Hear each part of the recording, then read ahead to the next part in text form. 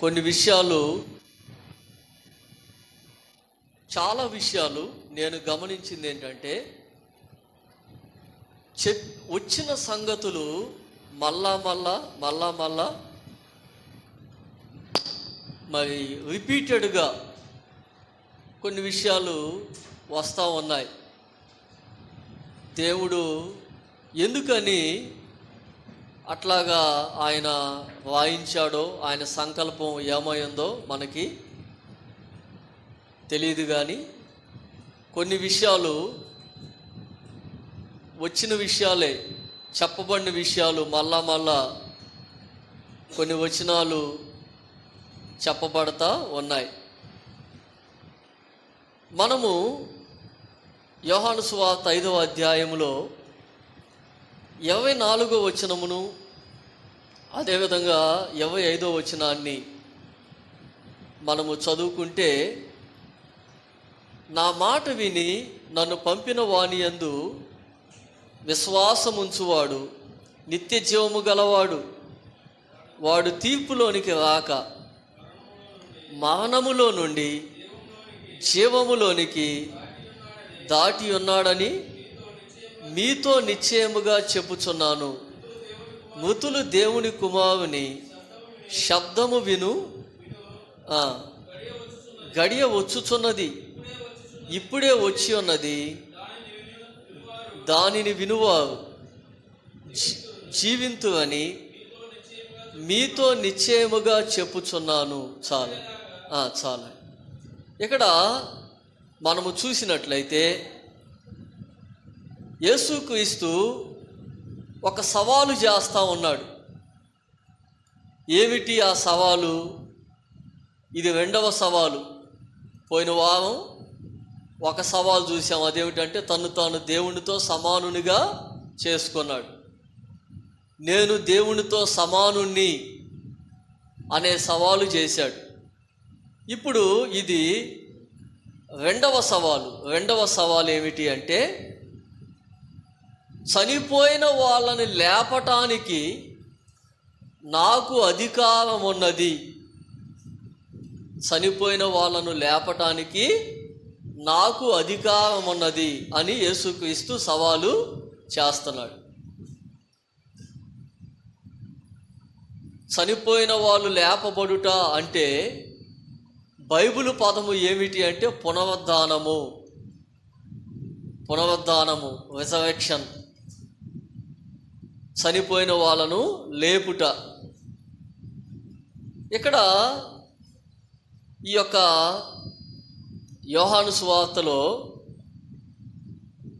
మనము చూసినట్లయితే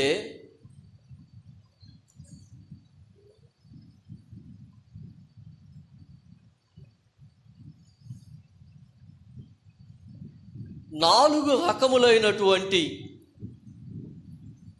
ఈ యొక్క 24వ వచనం నుండి 29వ వచనం దాకా మనం చూస్తే 4 రకములైనటువంటి పునరుద్ధానాలను ప్రభువు చెప్పాడు. 4 రకములైన పునరుద్ధానాలు ప్రభువు చెప్పాడు. ఏమిటి 4 రకాలైన పునరుద్ధానాలు? వాటిలో మొదటిది 24, 25 వచనాల్లో మనం చూసాము. అదేమిటంటే 25వ వచనంలో, మృతులు దేవుని కుమారుని శబ్దము విను గడియ వచ్చుచున్నది, ఇప్పుడే వచ్చి ఉన్నది, దాన్ని వినువారు జీవింతువని మీతో నిశ్చయముగా చెప్పుచున్నాను. ఇక్కడ ఒక విషయాన్ని మనము గమనించాలి. అదేమిటంటే, చనిపోయిన వాళ్ళను, మృతులు అంటే చనిపోయిన వాళ్ళు, చనిపోయినటువంటి వాళ్ళను ఆయన బ్రతికిస్తాను అంటున్నాడు. చనిపోయిన వాళ్ళను బ్రతికించుట అనేటటువంటిది పునరుద్ధానము. ఈ మొదటి పునరుద్ధానంలో మనం చూస్తే పాపములో చనిపోయినటువంటి వాళ్ళను, ఒక వ్యక్తి యేసుక్రీస్తుని గనక నమ్ముకోకపోతే, రక్షణ పొందకపోతే, మారు మనసు పొందకపోతే, ఆ వ్యక్తి పాపములో చనిపోయినటువంటి స్థితిలో ఉన్నాడు అని దేవుని యొక్క వాక్యం చెప్తుంది. పాపములో ఉన్నాడు, చనిపోయిన స్థితిలో ఉన్నాడు. ప్రభువుని నమ్ముకోకపోతే చనిపోయిన స్థితిలో ఉన్నాడు. అతని లోపల ఉన్నటువంటి ఆత్మ చనిపోయినటువంటి స్థితిలో ఉన్నది, చనిపోయిన స్థితిలో ఉన్నది అని ఇక్కడ దేవుని యొక్క వాక్యంలో మనము చూస్తాం. అయితే దానికి ఏమంటున్నాడు అంటే, ఎఫెసీయులకు రాసినటువంటి పత్రిక 2వ అధ్యాయము 1వ వచనం నుంచి చదువుకుందాం. ఎఫెసీయులకు రాసిన పత్రిక 2వ అధ్యాయము 1వ వచనం నుంచి చదువుకుందాం. మీ అపరాధముల చేతను పాపముల చేతను మీరు చచ్చిన వారై ఉండగా ఆయన మిమ్మును క్రీస్తుతో కూడా బ్రతికించెను. మీరు వాటిని చేయొచ్చు వాయుమండల సంబంధమైన అధిపతిని, అనగా అవిధేయులైన వారిని ఇప్పుడు ప్రేరేపించు శక్తికి అధిపతిని అనుసరించి ఈ ప్రపంచ ధర్మము చొప్పున. చూడండి, ఇక్కడ సందర్భం కాకపోయినా ఒక్క మాట చెబుతానండి. అదేమిటంటే, మీ అపరాధముల చేతను పాపముల చేతను మీరు చచ్చిన వారై ఉండగా ఆయన మిమ్మును క్రీస్తుతో కూడా బ్రతికించను అని ఏమంటున్నాడంటే, మీరు వాటిని చేయొచ్చు. వాటిని అంటే ఏమిటి? వాటిని అంటే చూపిస్తాను, చూడండి. గలతీయులకు రాసిన పత్రిక 5వ అధ్యాయం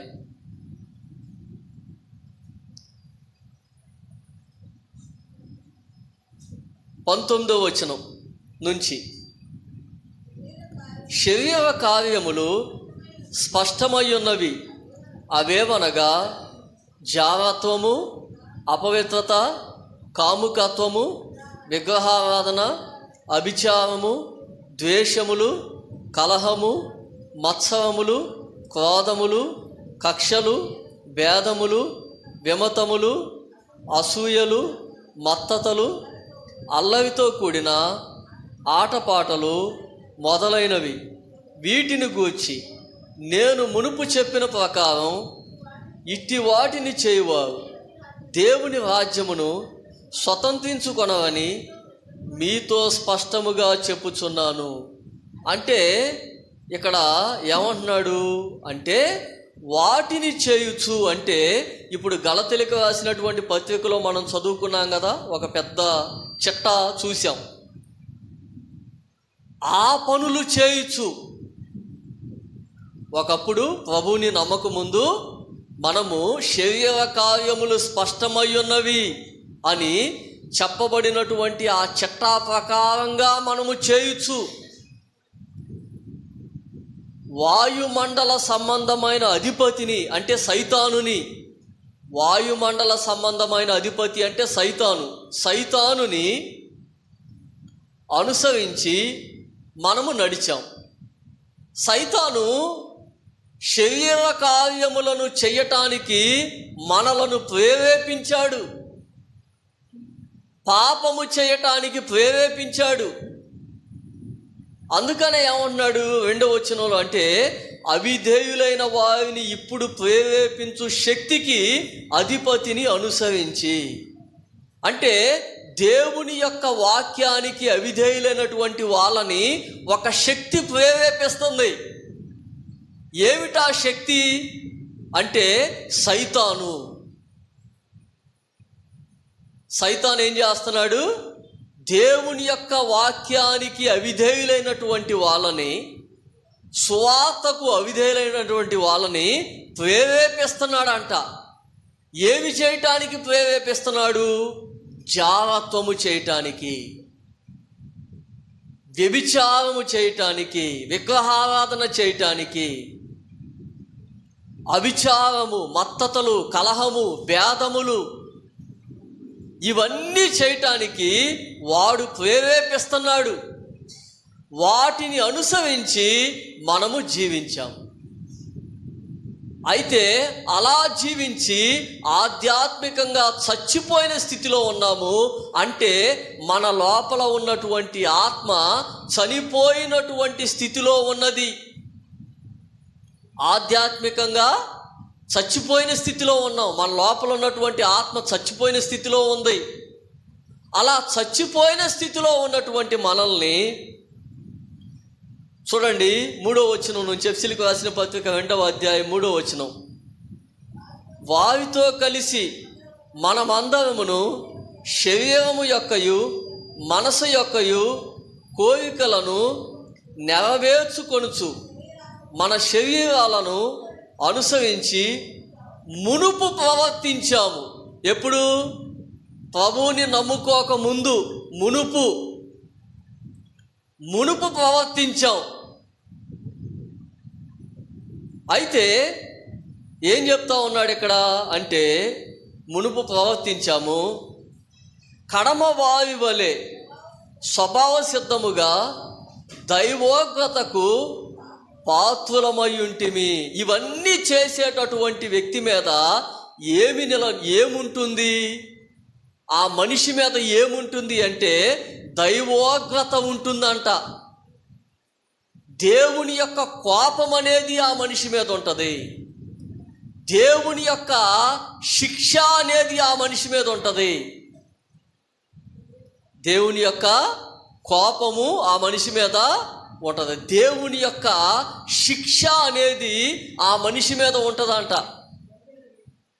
ఆ మనిషి మీద ఉంటుంది. అయినను దేవుడు కరుణా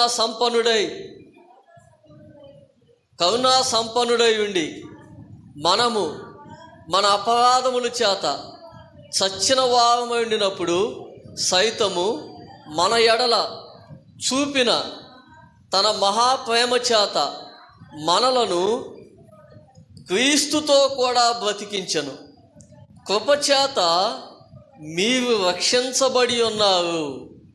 దేవుడు కరుణా సంపన్నుడై ఉండి మనల్ని బ్రతికించాడు. క్రీస్తుతో కూడా మనల్ని బ్రతికించాడు. మన ఆత్మను బ్రతికించాడు. కరుణా సంపన్నుడా, ధీరుడా, సుకుమారుడా, నీ ప్రభావ మహిమలనే నిరంతరం నేను ప్రకటించెదా.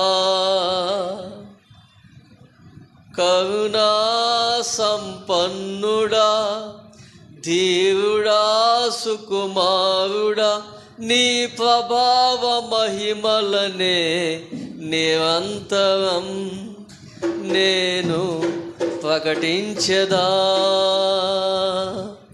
నా పైన ప్రేమ చూపించి నా కొరకు త్యాగమైతివే నా యేసయ్యా.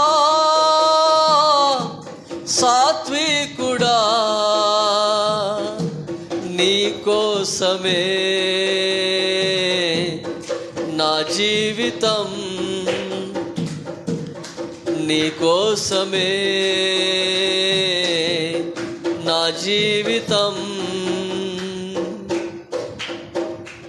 కరుణా సంపన్నుడా, ధీరుడా, సుకుమారుడా, నీ ప్రభావ మహిమలనే నిరంతరం నేను ప్రకటించెదా. హల్లెలూయా. చూడండి, ఇక్కడ మనం చూసినట్లయితే ఆయన మనల్ని క్రీస్తుతో కూడా బ్రతికించను.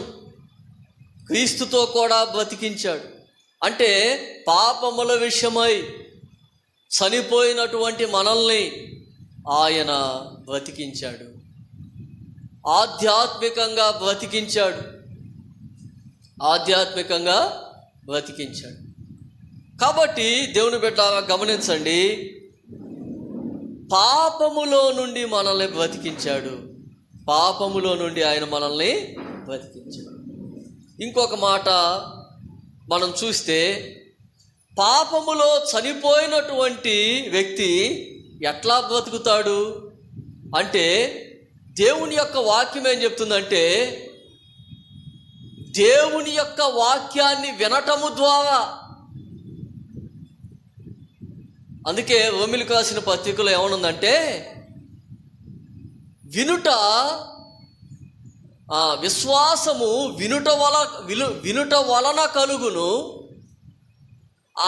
ఆ విశ్వాసము అనేది దేవుని గూర్చినటువంటి మాట వలన కలుగును. విశ్వాసం ఎట్లా కలిగిద్ది? వినుట వల్ల కలిగిద్ది. ఆ వినటం కూడా ఏం వినాలి అంటే దేవుని గూర్చిన మాట వినాలి. దేవుని గూర్చినటువంటి మాట వినాలి. ఆ మాట వల్ల విశ్వాసం కలిగిద్ది అని దేవుని యొక్క వాక్యం చెప్తాం. దేవుని గూర్చినటువంటి మాట వలన. కాబట్టి ఆయన మాట విన్నప్పుడు పాపములో ఉన్నటువంటి వ్యక్తి తన పాపముల విషయమై పశ్చాత్తాపడి యేసుక్రీస్తుని సొంత రక్షకునిగా అంగీకరిస్తాడు. పాపములో ఉన్నటువంటి వ్యక్తికి జీవం కలుగుతుంది. భౌతికంగా కూడా యేసు ప్రభు ఎట్లా బ్రతికించాడో తెలుసా? చూడండి, ఒక మాటని మనం చదువుకుందాం. లూకాసు వార్త 7వ అధ్యాయము 11వ వచనం నుంచి చదువుకుందాం. లూకాసు వార్త 7:11. వెంటనే ఆయన నాయనను ఒక ఊరికి వెళ్ళుచుండగా ఆయన శిష్యులను బహుజన సమూహమును ఆయనతో కూడా వెళ్ళుచుండివి. ఆయన ఆ ఊరి గవిని యొద్దకు వచ్చినప్పుడు చనిపోయిన ఒకడు వెలుపలకి మోసుకొని పోబడుచుండెను. అతని తల్లికి అతను ఒక్కడే కుమారుడు, ఆమె విధవరాలు. ఆ ఊరి జనులు అనేకులు ఆమెతో కూడా ఉండివి. ప్రభు ఆమెను చూచి ఆమె యందు కనికరపడి ఏడవద్దని ఆమెతో చెప్పి దగ్గరకు వచ్చి పాడెను ముట్టగా మోయుచున్న వారు నిలిచి, ఆయన చిన్నవాడా లెమ్మని నీతో చెప్పుచున్నాను అనగా ఆ చనిపోయిన వాడు లేచి కూర్చుండి మాట్లాడసాగెను. ఆయన అతని తల్లికి అప్పగించెను. చాలు. చూడండి, ఇక్కడ ఒక అబ్బాయి ఉన్నాడు.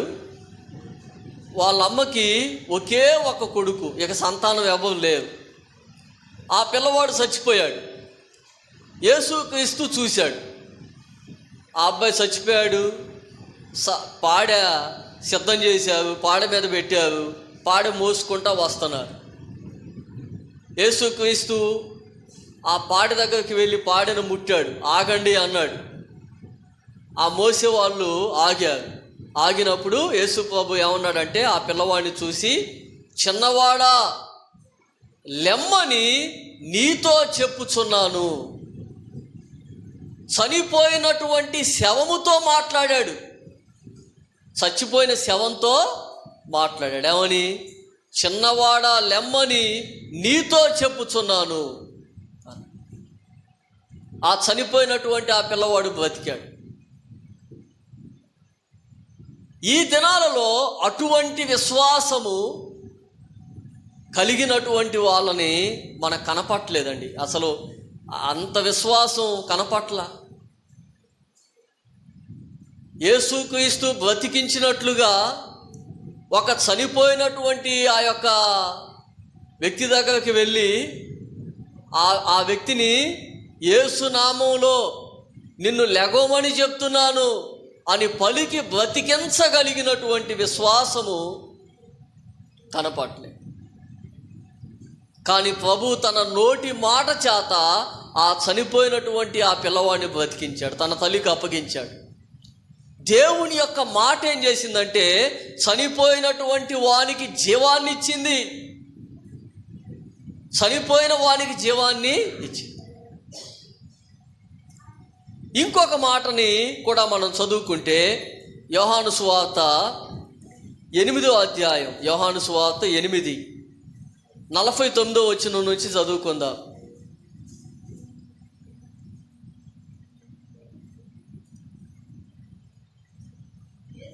యేసు, నేను దయ్యం పట్టిన వాడను కాను, నా తండ్రిని ఘనపరచువాడను. మీరు నన్ను అవమానపరుచుచున్నారు. నేను నా మహిమను వెదకట్లేదు.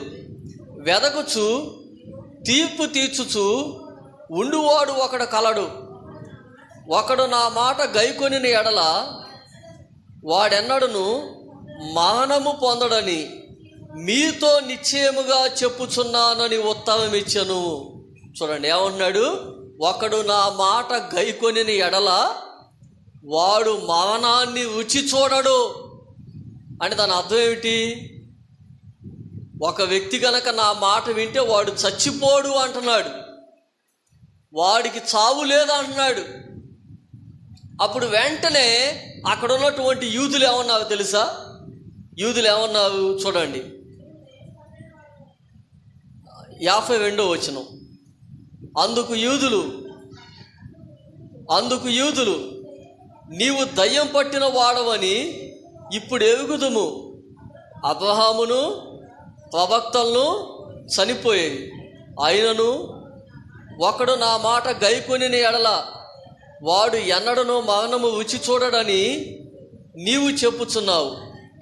మన తండ్రి అయిన అబ్రహాము చనిపోయిన కదా, నీవు అతని కంటే గొప్పవాడా? ప్రవక్తలను చనిపోయేది, నిన్ను నీవు ఎవడవని చెప్పుకొనుచున్నావని ఆయనను అడిగి. చాలు చూడండి, అప్పుడు యూదులు ఏమంటున్నావంటే, నువ్వు నిజంగా దయ్యం పట్టినోడివి, నువ్వు నిజంగా దయ్యం పట్టినోడు. ఎందుకంటే నువ్వు దేవుని కుమారుడు అని చెప్పుకుంటున్నావుగా, అంటే దేవుడు అని నువ్వు చెప్పుకుంటున్నావుగా. అబ్రాహాము కానీ, ఇస్సాకు కానీ, యాకోబు కానీ, పాత నిబంధనలో ఉన్నటువంటి ప్రవక్తలు కానీ వాళ్ళంతా దేవుని యొక్క మాట గైకొన్నారుగా. గైకొని వాళ్ళు ఎందుకు చచ్చిపోయారు? గైకొన్న వాళ్ళు ఎందుకు చచ్చిపోయారు? గైకొన్నటువంటి వ్యక్తి చచ్చిపోవడని నువ్వు చెబుతున్నావు, మరి గైకొని కూడా దేవుని యొక్క మాట విని కూడా వాళ్ళు ఎందుకు చచ్చిపోయారు అని అడుగుతుంది. యేసుక్రీస్తు ఎందుకు ఆ మాట అన్నాడంటే, ఆయన భౌతిక మరణాన్ని గురించి చెప్పట్లేదు, భౌతిక మరణాన్ని గురించి చెప్పట్లేదు. ఆయన రెండవ మరణాన్ని గురించి చెబుతున్నాడు. మొదటి మరణాన్ని గురించి మాట్లాడట్లేదు, ఆయన రెండవ మరణాన్ని గురించి మాట్లాడుతున్నాడు. రెండవ మరణం అంటే ఏమిటి? ఆత్మ నరకములో వేయబడుట. మొదటి మరణం అంటే ఏంటి? ఈ యొక్క ఆత్మలో నుండి ప్రాణం బయటికి, ఈ యొక్క దేహములో నుండి ఆత్మ బయటికి వెళ్ళిపోవుట. బయటికి వెళ్ళిపోతే అది మొదటి మరణం. బయటికి వెళ్ళినటువంటి ఆత్మ నరకంలో పడితే అది రెండవ మరణము. యేసు ప్రభు ఏం చెప్తున్నాడంటే, అబ్రహాము కానీ, ఇస్సాకు కానీ, యాకోబు కానీ, ప్రవక్తలు కానీ వాళ్ళంతా వాళ్ళు చనిపోలేదు, అంటే నరకానికి వెళ్ళలేదు. వాళ్ళు ఎక్కడికి వెళ్ళారంటే వాళ్ళు దేవుని రాజ్యములో సజీవులుగా ఉన్నారు. వాళ్ళు దేవుని రాజ్యంలో సజీవులుగా ఉన్నారు అని చెప్తాం. కాబట్టి దేవుని బిడ్డలారా గమనించండి. ఇంకొక మాట మనం చూస్తే యోహాను సువార్త 12వ అధ్యాయములోనికి వద్దాం. యోహాను సువార్త 12వ అధ్యాయం 12:48.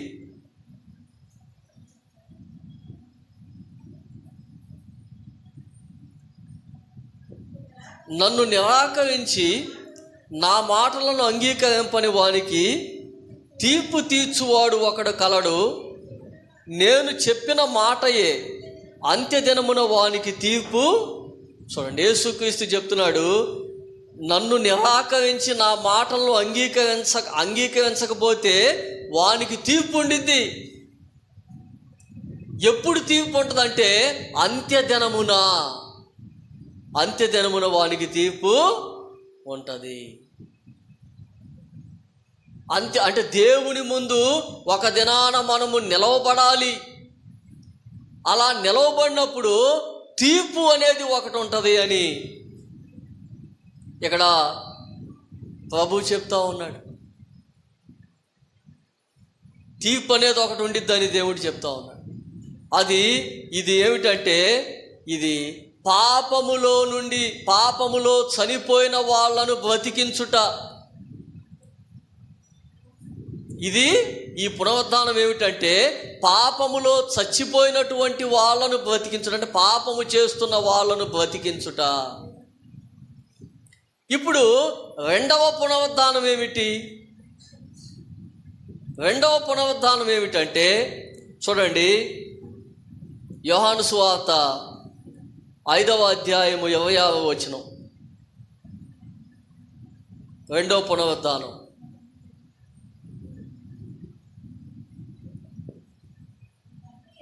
తండ్రి ఎలాగు తానంతట తానే జీవము గలవాడై ఉన్నాడో అలాగే కుమారుడును తానంతట తానే జీవము గలవాడైనటకు కుమారునికి అధికారము అనుగ్రహించను. చాలు. చూడండి, ఇక్కడ ఏం చెప్తా ఉన్నాడంటే కుమారునికి జీవం ఉన్నది. తండ్రికి ఎలాగూ జీవం ఉన్నదో కుమారునికి కూడా అదే విధంగా జీవము ఉన్నది. తండ్రి కుమారుడు కాదు, కుమారుడు పరిశుద్ధాత్మ కాదు. ముగ్గురు 3 రకములైనటువంటి వ్యక్తిత్వాలు కలిగిన వాళ్ళు. ఒక దేవుడే కానీ 3 రకాలైనటువంటి వ్యక్తిత్వాలు కలిగిన దేవుడు. తండ్రి తండ్రే, కుమారుడు కుమారుడే, పరిశుద్ధాత్మ. అదేవిధంగా వీళ్ళు ఏకమై ఉండగలరు వీళ్ళు. కాబట్టి దేవుని బిడ్డ, దేవుని యొక్క వాక్యాన్ని గనక మనం చూసినట్లయితే రెండవ పునరుద్ధానం ఏమిటంటే యేసుక్రీస్తు యొక్క పునరుద్ధానము. యేసుక్రీస్తు యొక్క పునరుద్ధానం. చూడండి, అపోస్తులుల కార్యములు 2వ అధ్యాయము 24వ వచనం. అపోస్తులుల కార్యములు 2:24. మరణమును ఆయనను బంధించి ఉంచుట అసాధ్యము గనక దేవుడు మరణ వేదనలు తొలగించి ఆయన, చూడండి, మరణం అనేది ఆయనను బంధించి ఉంచలేదు. మరణం అనేది ఆయన బంధించి ఉంచలేదు. మనల్ని బంధించగలదు మరణం, కానీ యేసుక్రీస్తుని బంధించి ఉంచలేదు మరణం. ఆయన పునరుద్ధానుడై ఆయన 3వ దినాన సమాధిలో నుండి లేచి, పునరుద్ధానుడ నా యేసయ్యా, పునరుద్ధానుడ నా యేసయ్యా, మరణము గెలచి బ్రతికించితివి నన్ను. చప్పట్లు కొట్టండి అమ్మా. మరణము గెలచి బ్రతికించితివి నన్ను, స్తుతి పాడుచు నిన్నే గణపరచుచు ఆరాధించద నీలో జీవించుచు, స్తుతి పాడుచు నిన్నే గణపరచుచు ఆరాధించద నీలో జీవించుచు, పునరుద్ధానుడ నా యేసయ్యా, పునరుద్ధానుడ నా యేసయ్యా, నీ కృప చేతనే నాకు నీ రక్షణ భాగ్యము కలిగిందని, నీ కృప చేతనే నాకు నీ రక్షణ భాగ్యము కలిగిందని పాడనా, ఊపిరి నాలో ఉన్నంత పడనా, ఊపిరి నాలో ఉన్నంత వరకు నా విమోచకుడవు నీవేనని రక్షణానందం నీ ద్వారా కలిగిందని.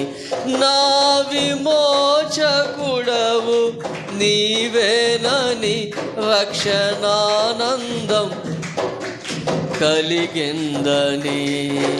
స్తుతి పాడుచు నిన్ను గణపరచుచు ఆరాధించదనీలు జీవించుచు.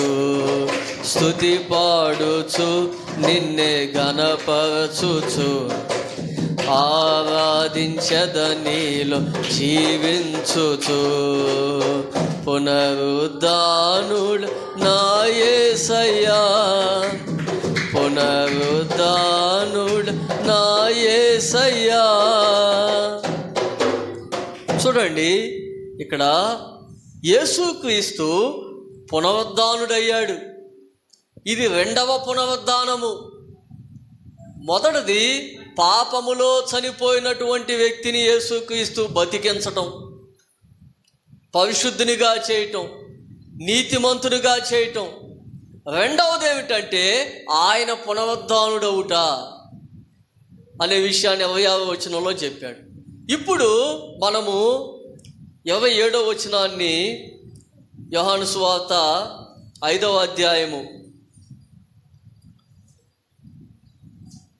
యోహాను సువార్త 5వ అధ్యాయము 3వ పునరుద్ధానం చూద్దాం. 28వ వచనం నుంచి చదువుకుందాం. దీనికి ఆశ్చర్యపడకుడి, ఒక కాలము వచ్చుచున్నది, ఆ కాలమున సమాధులలోనున్న వారందరూ ఆయన శబ్దము విని మేలు చేసిన వారు. చాలండి. ఇక్కడ ఏమన్నాడంటే మేలు చేసిన వారు జీవ పునరుద్ధానమునకును. అక్కడ దాకే, తర్వాత భాగం వేరు. మేలు చేసిన వారు జీవ పునరుద్ధానమునకును సమాధులలో నుండి లెగుస్తారంట. విశ్వాసుల పునరుద్ధానం ఇది. మేలు చేసినటువంటి వాళ్ళు జీవ పునరుద్ధానమునకును. యేసు ప్రభు నమ్ముకొని పాపముల విషయమై పశ్చాత్తాపడి బాప్తిసం తీసుకొని మారు మనసు పొంది సంఘంలో చేర్చబడి దేవునికి భయపడి దేవుని యొక్క వాక్యపు వెలుగులో నడుచుకునేటటువంటి వాళ్ళు ఈ లోకాన్ని విడిచిపెడితే, ఈ లోకంలో చనిపోయినాక వాళ్ళకి ఒక పునరుద్ధానం అనేది ఉన్నది. అది ఎట్లా జరుగుతుంది? తెస్సలోనికీయులకు రాసిన మొదటి పత్రిక 4వ అధ్యాయము 13వ వచనం నుంచి చదువుకుందాం. తెస్సలోనికీయులకు రాసిన మొదటి పత్రిక 4వ అధ్యాయము 13వ వచనం నుంచి.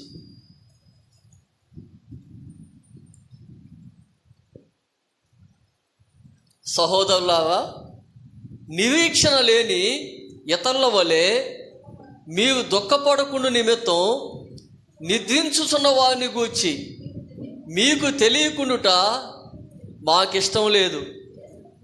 యేసు మృతి పొంది తిరిగి లేచినని మనం నమ్మిన ఎడల అదే ప్రకారము యేసునందు నిద్రించిన వారిని దేవుడు ఆయనతో కూడా వెంటబెట్టుకొని వచ్చును.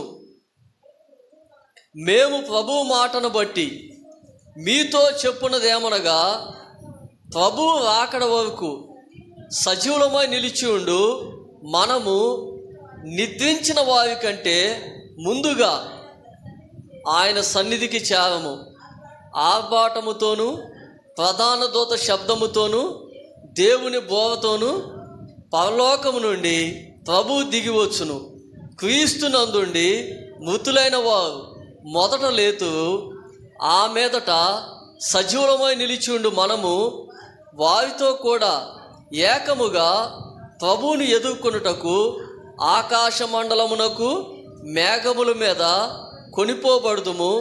కాగా మనము సదాకాలము ప్రభువుతో కూడా ఉందుము. కాబట్టి మీరు ఈ మాటల చేత ఒకరినొకడు ఆదరించుకొనుడి. ఇక్కడ ఏం చెప్తున్నాడంటే, యేసుక్రీస్తుని నమ్ముకొని,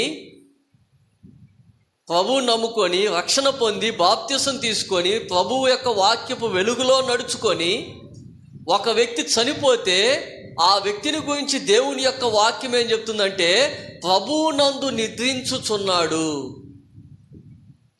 ప్రభువునందు ఏం చేస్తున్నాడు? నిద్రించుచున్నాడు.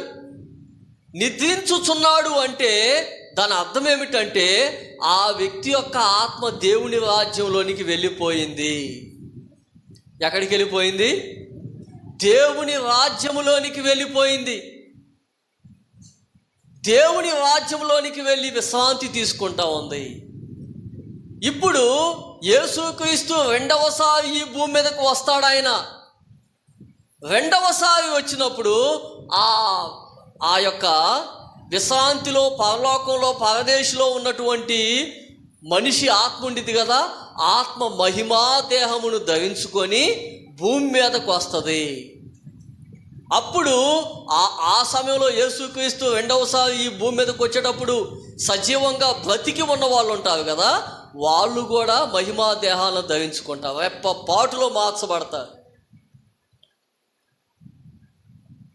రెప్పపాటులో అప్పుడు భూమి మీద ఆయన 1000 ఏళ్ల పాలన స్థాపిస్తాడు. కాగా సదాకాలము మనము ప్రభువుతో కూడా ఉందుము.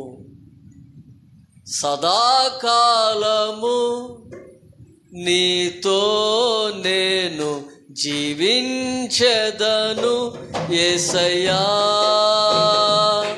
సదాకాలము నీతో నేను జీవించెదను యేసయ్యా. యేసయ్యా, యేసయ్యా, యేసయ్యా, యేసయ్యా, యేసయ్యా, యేసయ్యా, యేసయ్యా, యేసయ్యా.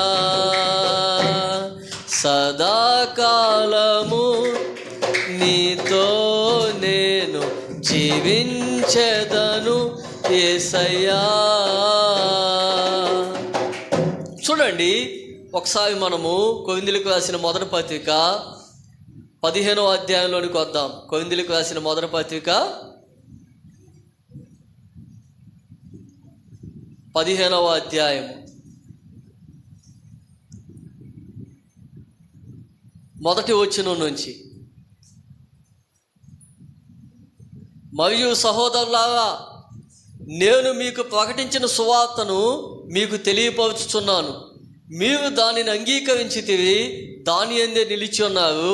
మీ విశ్వాసము వ్యర్థమైతేనే కానీ నేను ఏ ఉపదేశ రూపముగా సువార్త మీకు ప్రకటించుతునో ఆ ఉపదేశమును మీరు గట్టిగా పట్టుకున్న ఎడల ఆ సువార్త వల్లనే మీరు రక్షణ పొందువారయుందు.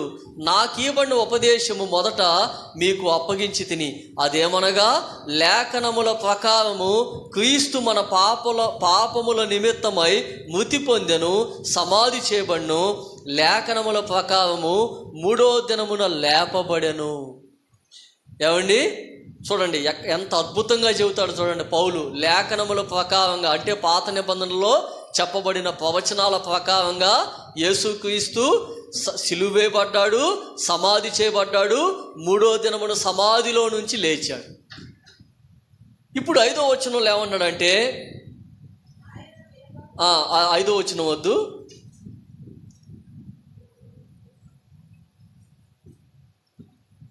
12వ వచనం నుంచి, క్రీస్తు మృతులలో నుండి లేపబడి ఉన్నాడని ప్రకటింపబడుచుండగా మీలో కొందరు మృతుల పునరుద్ధానము లేదని ఎట్లు చెప్పుదు?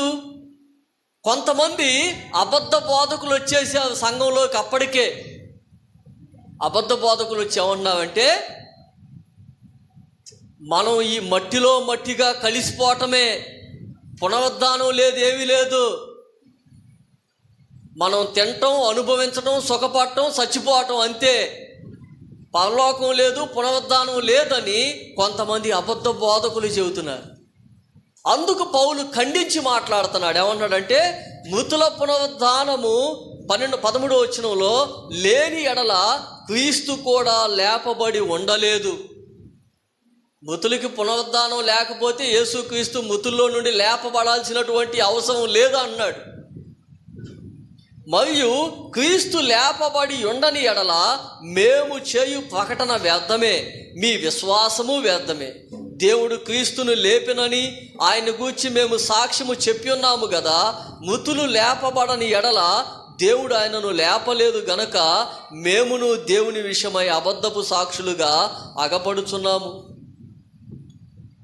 మృతులు లేపబడని ఎడల క్రీస్తు కూడా లేపబడలేదు. క్రీస్తు లేపబడని ఎడల మీ విశ్వాసము వ్యర్థమే, మీరింకనూ మీ పాపములలోనే ఉన్నారు.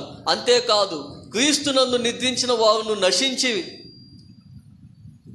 ఈ జీవితకాలం మట్టుకే మనము క్రీస్తునందు నిరీక్షణ ఉంచువారమైన ఎడల మనుషులందరికంటే దౌర్భాగ్యులమయ్యుందుము. ఇప్పుడైతే నిద్రించిన వారిలో ప్రథమ ఫలముగా క్రీస్తు మృతులలో నుండి లేపబడి ఉన్నాడు. మనుషుని ద్వారా మరణము వచ్చును గనక మనుషుని ద్వారానే మృతుల పునరుద్ధానము కలిగెను. ఆదామునందు అందరూ ఎలాగూ మృతి పొంది ఉన్నారో అలాగుననే క్రీస్తునందు అందరూ బ్రతికింపబడుదురు. యేసుక్రీస్తు ఎట్లాగైతే పునరుద్ధానుడై లేచాడో మనకి కూడా పునరుద్ధానం అనేది ఉన్నది. మహిమా దేహాలను ఆయన ఇస్తాడు. మహిమా దేహములతో మనము ఆయన రాజ్యములో ప్రవేశిస్తాము. సదాకాలము యేసుక్రీస్తుతో కూడా ఉంటాము. సదాకాలం యేసుక్రీస్తుతో కూడా ఉంటాం. ఇది నీతిమంతుల యొక్క పునరుద్ధానము. ఇప్పుడు చివరిగా 4వదిగా ఒకటి చెప్తాను. అదేమిటంటే అనీతిమంతుల పునరుద్ధానం. చూడండి, యోహాను సువార్త 5వ అధ్యాయం 29వ వచనం. ఇందాక ఎక్కడైతే మనం ఆపామో అక్కడి నుంచి చదువుకుందాం. మేలు చేసిన వారు జీవ పునరుద్ధానమునకును, కీడు చేసిన వారు తీర్పు పునరుద్ధానమునకు లేపబడదు. చాలు. ఇక్కడ ఏమన్నాడండి? కీడు చేసిన వారు తీర్పు పునరుద్ధానమునకు బయటికి వచ్చేదవు. కీడు చేసిన వారు అంటే అర్థం ఏమిటి? కీడు చేసిన వారు అంటే వాక్యానుసారముగా జీవించని వారు, దేవుని యొక్క వాక్యానికి లోబడనటువంటి వాళ్ళు కీడు చేసిన వారంట. వాళ్ళ పరిస్థితి ఏమిటి అంటే వాళ్ళు తీర్పు తీర్చడానికి అంటే దేవుని యొక్క తీర్పులో నిలవబడటానికి వాళ్ళు లేపబడతారు. చూడండి, ప్రకటన గ్రంథంలోనికి వద్దాం. ప్రకటన గ్రంథం 20వ అధ్యాయం. ప్రకటన గ్రంథం 20వ అధ్యాయం 11వ వచనం నుంచి 15వ వచనం దాకా.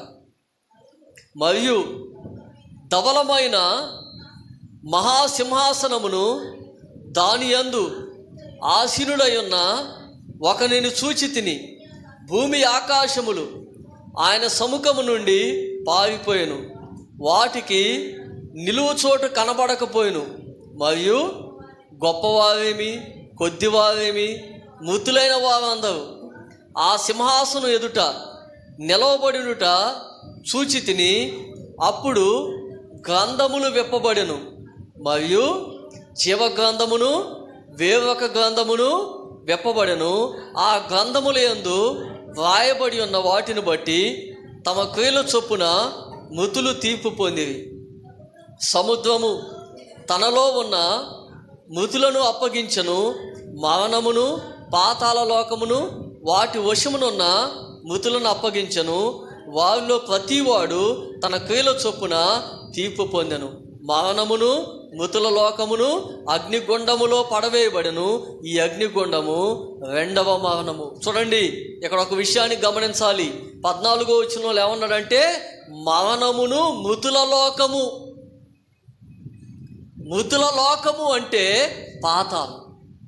యేసుక్రీస్తు రెండవసారి ఈ భూమి మీదకి రాకముందు అవిశ్వాసులుగా ఉండి దేవునికి లోబడకుండా ఉండి చచ్చిపోయినటువంటి యొక్క ఆత్మలు ఎక్కడ ఉంటాయి అంటే పాతాళంలో ఉంటాయి. లోకాసు వార్త 16వ అధ్యాయంలో ఉన్నట్టుగా పాతాళంలో ఉంటాయి. తాత్కాలికమైన నరకం, పర్మనెంట్ నరకం కాదు, తాత్కాలిక నరకం అది. ఆ తాత్కాలిక నరకం కూడా ఈ అగ్నిగుండంలో పడవేయబడిద్ది, అంటే నరకములో పడవేయబడిద్ది. నరకంలో పడవేయబడింది.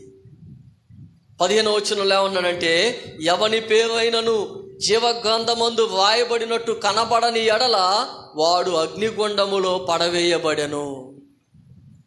చివరిగా ఈ కీడు చేసిన వాళ్ళు, లేదంటే అవిశ్వాసులు, దేవుని యొక్క వాక్యానికి లోబడినటువంటి వాళ్ళు పరిస్థితి ఏమిటంటే అగ్నిగుండంలో పడవేయబడతారు.